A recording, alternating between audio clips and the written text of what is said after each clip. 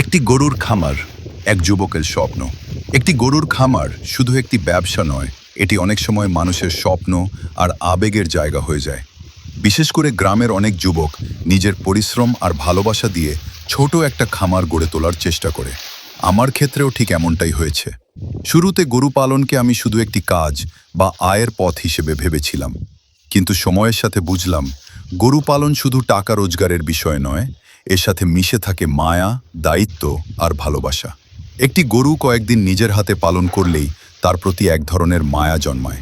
আমার ক্ষেত্রেও তাই হয়েছে। এখন আমার ঘরে 3টি গরু আছে, আর ওদেরকে ঘিরেই আমার প্রতিদিনের সকাল শুরু হয়। প্রতিদিন ভোরে ঘুম থেকে উঠে প্রথম কাজই হলো গরুগুলোর জন্য খাবার প্রস্তুত করা। সকাল হলেই তারা যেন অপেক্ষা করে থাকে খাবারের জন্য, তাই দ্রুত মাঠে চলে যাই ঘাস কাটতে। আমাদের নিজের জমিতেই অনেক ঘাস হয়েছে। প্রতিদিন সকালে সেই জমি থেকেই ঘাস কেটে আনি। ঘাস কাটার কাজটা দেখতে যতটা সহজ মনে হয়, আসলে ততটা সহজ নয়। কারণ এই ঘাসের গোড়ায় অনেক ছোট ছোট কাঁটার মতো লোম থাকে। এগুলো হাতে বা শরীরে লাগলে খুব চুলকায়, আর একটু জোরে লাগলেই শরীর কেটে যেতে পারে। তাই ঘাস কাটার সময় একটু সাবধানে থাকতে হয়। ঘাস কাটার পরে আমরা সেগুলো একটা পুরনো কাপড় দিয়ে পেঁচিয়ে ধরি।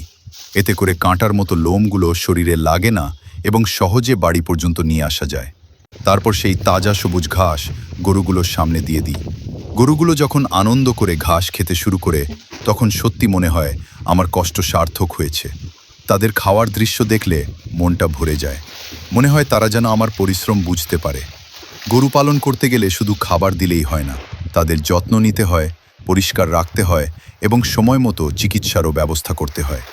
একজন খামারির জন্য তার গরুগুলো পরিবারের সদস্যের মতো হয়ে যায়। আমি বিশ্বাস করি, যদি মন দিয়ে গরু পালন করা যায়, তাহলে এটি শুধু আবেগের জায়গা নয়, একটি লাভজনক ব্যবসাও হতে পারে। গ্রামের অনেক যুবক চাইলে ছোট পরিসরে গরু পালন শুরু করতে পারে। এতে যেমন নিজের কর্মসংস্থান হবে, তেমনি দেশের কৃষি ও পশুপালন খাতও এগিয়ে যাবে। আমার কাছে গরুর খামার শুধু একটি খামার নয়, এটি আমার স্বপ্ন, আমার পরিশ্রম আর আমার ভালোবাসার জায়গা।